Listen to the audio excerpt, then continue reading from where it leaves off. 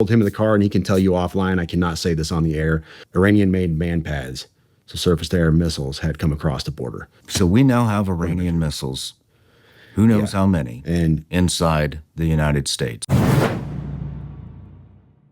So I'm saying this with, you can decide to use this or cut it out. This is hard to work with, because keep in mind, let me give some background on this. I'm an intelligence analyst, and I've spent many years validating sources, taking information in, putting it back out, telling my humenters, hey, this source, this is valid. Let's, give him a rating of this, do this, recommendations, so we can identify good sources in the field that give us information, and we can say, yes, this is an A source versus an F6. This is just garbage. Somebody got paid for something. I still work in intelligence. I'm an intelligence officer. I work for a nonprofit. We Remnant Ministries out of Texas. In fact, the website is in my bio on X. I work for Dr. Pete Chambers, Green Beret, and we were involved in counter-human trafficking, along with just providing ministry to all kinds of stuff. Border operations. Most recently, we've been involved in West North Carolina a great deal. And we had some confirmed reporting through two solid sources. And this is where I have to be very iffy. And I told him in the car, and he can tell you offline, I cannot say this on the air, but we had two solid sources, one south of the border and then one from an element within our own government, that confirmed independently of each other that some Iranian-made man pads, so surface-to-air missiles, had come across the border. We had the location and everything else. Well, Doc, that's what he goes by, Doc Chambers, he put this out on a podcast, and I was very emphatic, like, this is not stuff that I like to put on social media. Mm-hmm. I'm an intel guy by trade. This stuff is not for social media consumption. We got this to Secret Service. We did the whole gamut and got everything pushed to them, and that's why Trump was pushing a lot of this stuff out when he was, because we had told the Secret Service, and they had the reporting and everything else. But we have not, to my knowledge, have not recovered those man pads. Now, I'm not privy to that, but what I do know we have done is we have apprehended the couriers on a second run of theirs, and we have local law enforcement got together with federal law enforcement and rolled up the safe house in, I will not say that on this show, but they rolled up the safe house where it was, and we have since identified what that issue was on the border. Now, let me just, where did they come through? They came through an actual point of entry, in a legal point of entry along the border. I'd have to pull up the original reporting, but we had the actual. So we now have Iranian missiles, who knows how many, and inside the United States. That is not something you're going to see in a lot of places. Like I said, I didn't even want to talk about it. It was one of those things where I was just amplifying what he was putting out already, because I was like, man, I don't know about putting this out.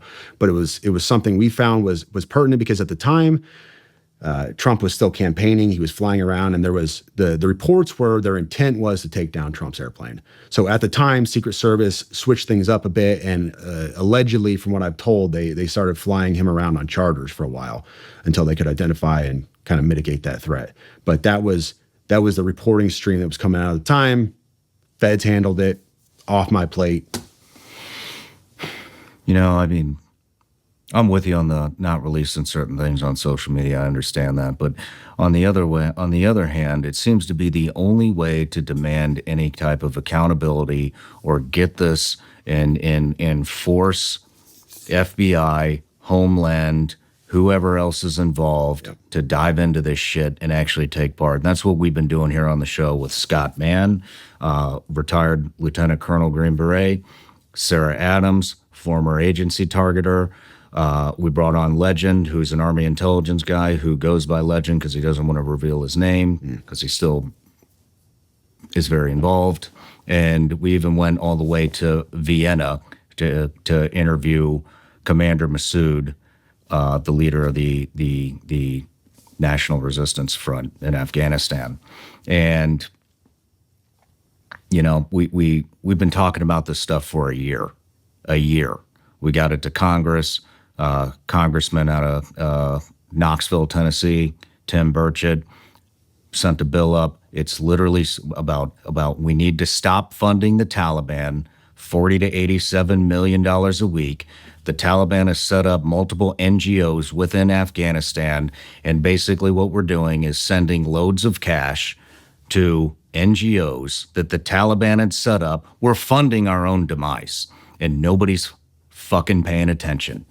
Nobody's paying attention. We tried to get it in the media. We got a little bit of hits. Most of them were from outside the U.S. We had a reporter out of India kind of cover it, but we've been warning about what's happening for damn near a year now. Sarah first came on of 2023 was her first interview, and nobody took it seriously.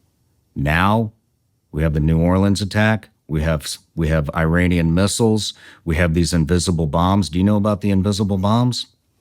So now these terrorist organizations have developed invisible bombs that will get through metal detectors, any kind of screening device that's out there, and they brag about this. And now we just did a Twitter Spaces with Sarah Adams, and they are now bragging that what we know about the invisible bomb, it's now even more advanced than it was before. So that means they can get this into stadiums, they can get this into airports, they can get this pretty much anywhere they want, because you cannot detect it. That's scary.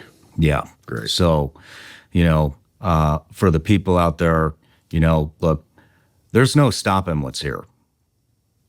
You cannot stop this. Nope. You can't roll it back. Not you can't with put what the we genie back have in the bottle. already in here. We have sleeper cells. Yep. We're already getting reports that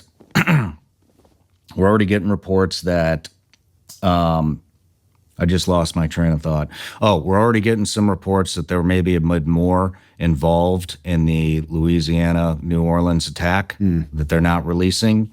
We also, I'll tell you this, there's a group of people flying around and basically briefing up different departments, governors about what's coming, how to deal with it in their communities.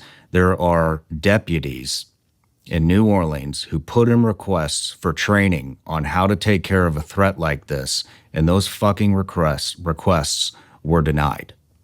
They were denied.